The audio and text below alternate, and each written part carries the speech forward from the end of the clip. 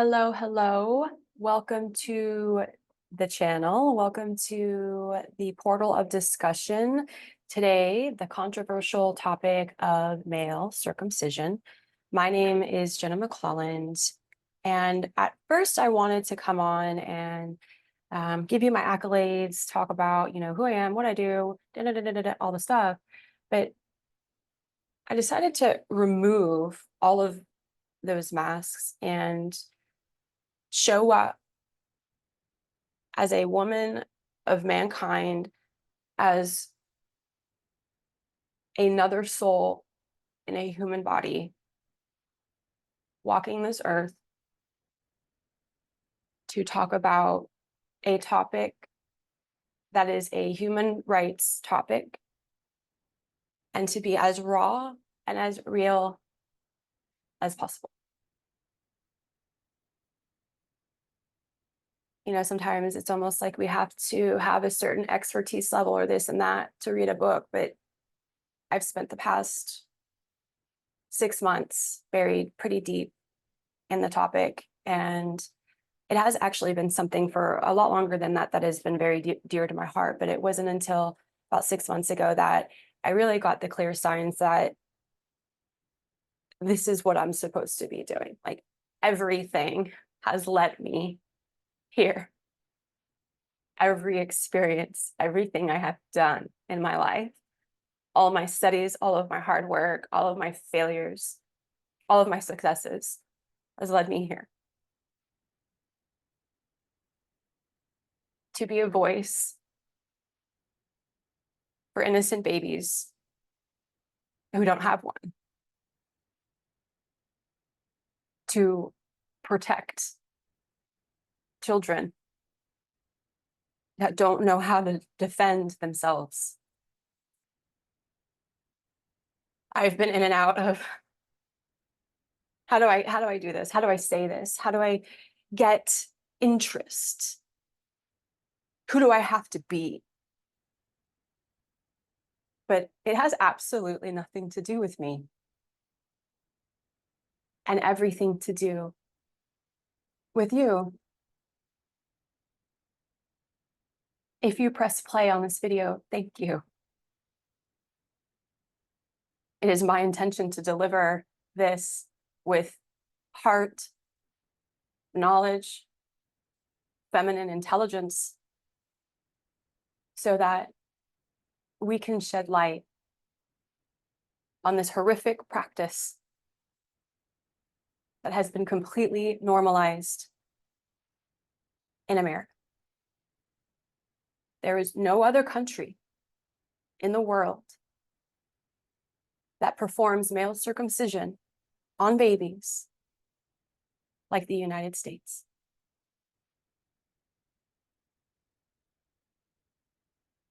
I know that if I don't speak up on this, then I am implying that I am okay with it, that I am okay with the normalization of torturing children. Assault, sexual abuse, and children abuse, child abuse in general, is a completely separate category when it comes to male circumcision. They're just like not even close. But it is my hope that we can all see the child abuse that is happening to around 3,000 babies a day. A baby dies of circumcision every other day.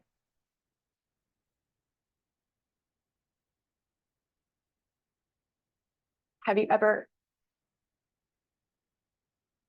felt something so deep in your bones that you knew you had to do something? Ever had like that will to say that one thing, or tell someone you love them, or join that program, or go to that country, go visit, go travel, because you knew there was something waiting for you on the other side, and you knew that it was a part of who you are and who you're supposed to be?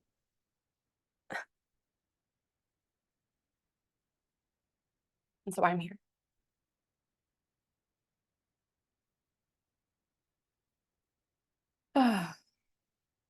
This is one of the most challenging things I've ever done. And as I work through moving through different facets of who I am, here we go. Let's see. I did want to talk about some definitions. I wanted to go through some definitions first, okay?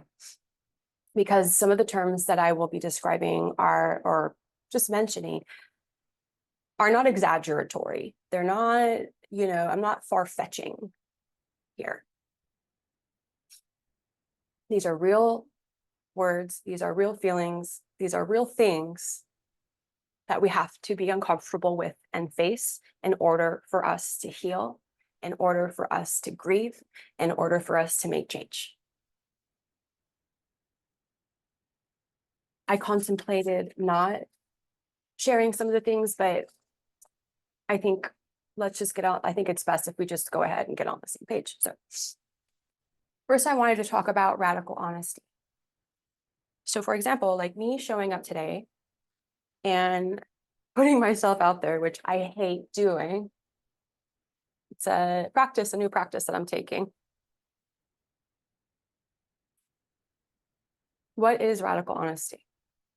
Like what happens when we take 100% responsibility for our life or share who we really are?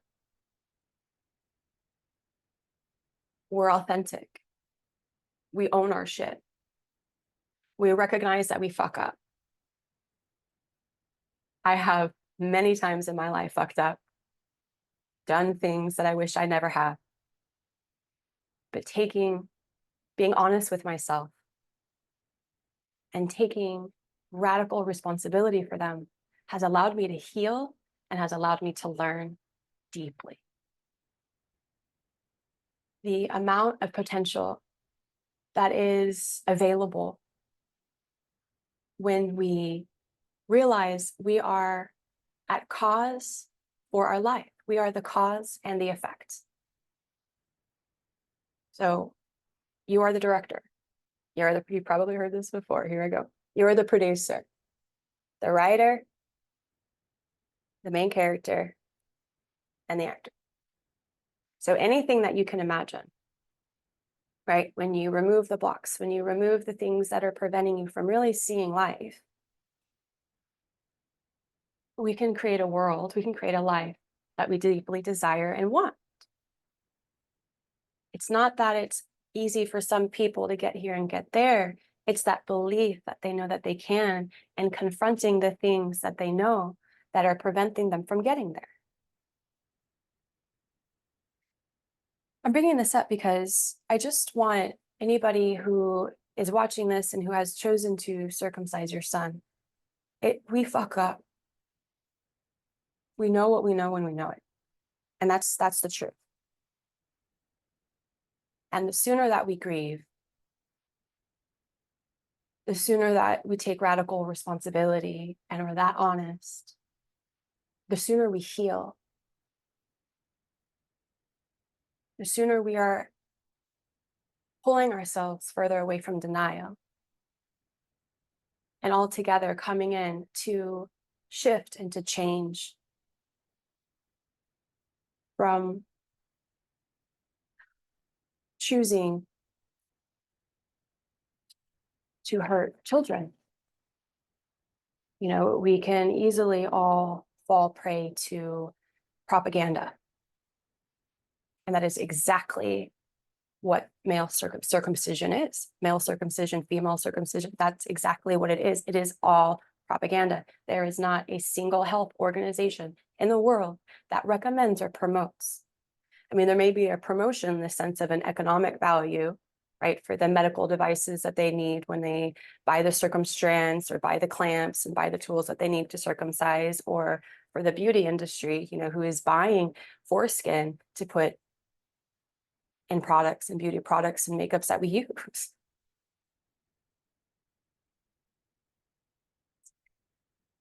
The next term is disassociation. So disassociation is the brain protecting the victim from being emotionally or mentally present. Disassociation can occur in response to traumatic events and or in response to prolonged exposure to trauma. Disassociation can affect memory, sense of identity, and the way the world is perceived and the connection to the physical body. So I have worked a lot with this when it comes to being a yoga teacher. And when I had clients, one of the first things that we would do, any new client that would come in, I would always look at the feet and we would begin to reconnect and open the neurological channels back to the toes. So if you were to even look down right now and try to spread your toes and just wiggle like one of the two middle toes, it feels nearly impossible. Why? Because we are dissociated from them. We are wearing shoes. We don't have to think about it. We're not walking around barefoot trying to grab onto rocks and rivers and moving, without any shoes. So that channel, that connection is completely like just cut off. So the idea is to put them back in so that we can open the channel, create connectivity, and fully control that part of our body. So that's kind of like it works in the same way when we're thinking about disassociation, particularly within the sense of trauma. This happens a lot with women. This happens a lot with everybody. It's actually just the human way of operation. This is just how we're built. Next, trauma, a deeply distressing and disturbing experience. Emotional shock following a stressful event or a physical injury, which may be associated with physical shock and sometimes leads to long-term neurosis.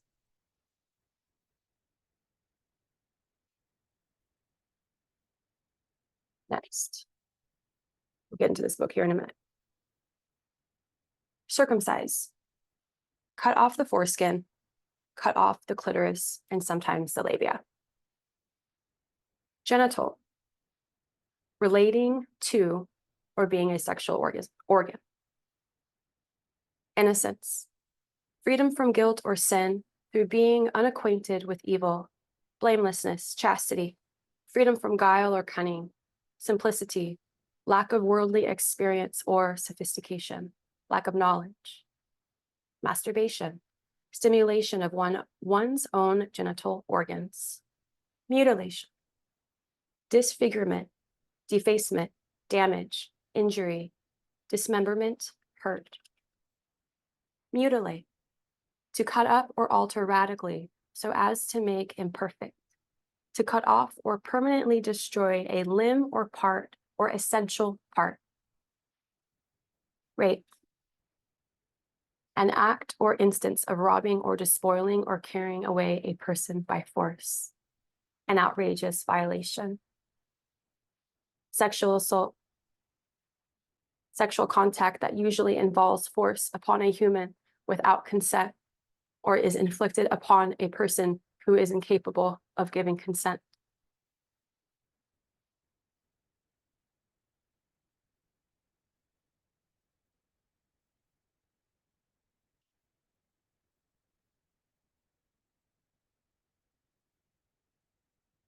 If you can think and add all that up and look at male circumcision, which is the removal of one of the most sensitive parts of a male body without anesthetic, by force, to a newborn baby boy.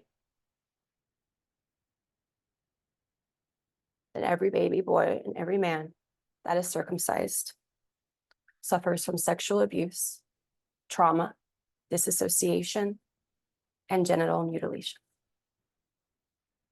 Like, there is no other way around it.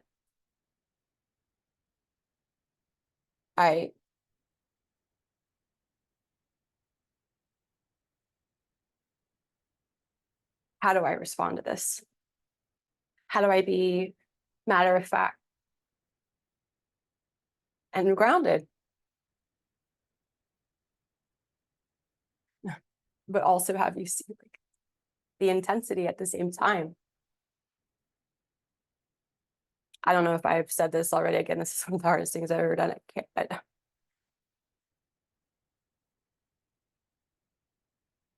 I have shed more tears in the past 2.5 weeks than in a really long time, actually in the past 6 months over this topic, because of all the events that have taken place, all the information, all the data, all the videos, all the photos.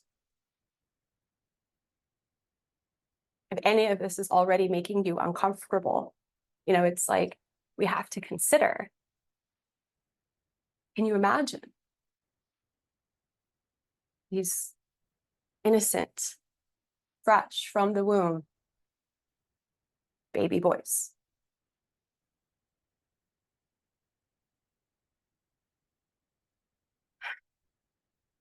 I do have like a quick bone to pick. I've entered into the sexual wellness industry. And, as a healer and being in this space for a decade, what I know to be true is if we are not looking at our pains and our traumas in any wellness space, then we are in absolute denial.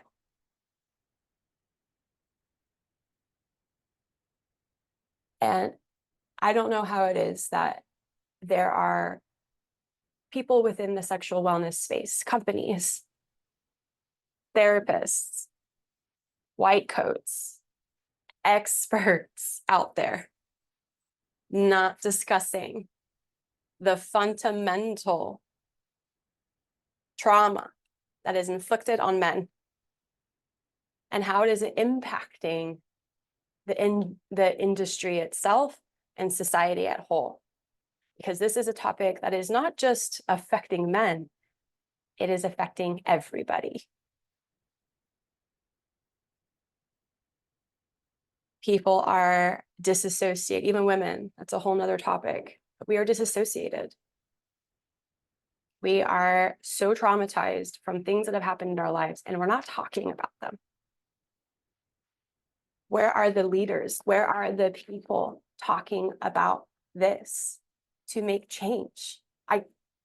There's only a handful that I've seen, which is why I felt it to be even more important, why I show up into it too, and to talk.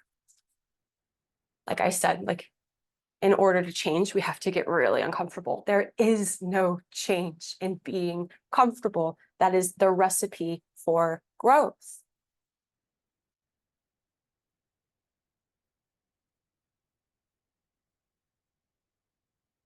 And I remember when I was in high school, I was in a geography class, and we were asked to do a project about different cultures around the world, and we chose a couple. And in the group that I was in, we chose to do one of them. I don't remember which country, but we chose to do the continent of Africa.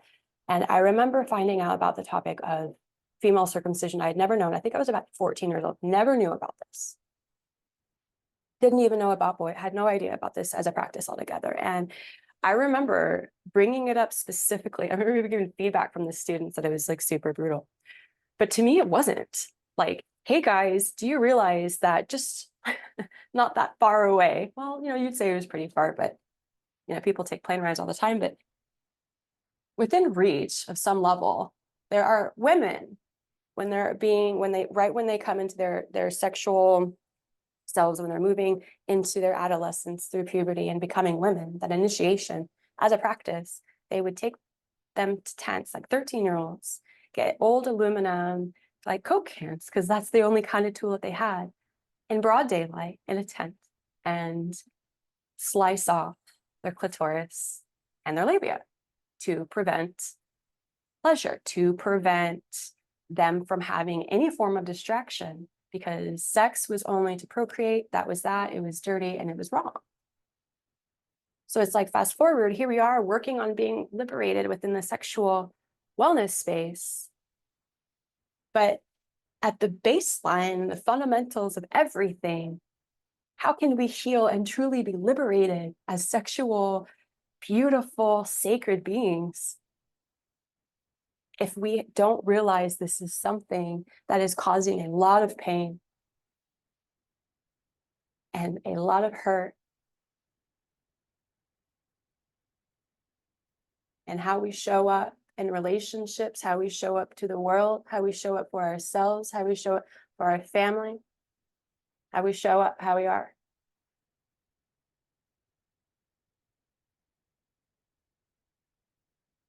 All right, let's go ahead and get into the presentation. I don't want to talk your ear off because I mostly can. I'm pretty good at that.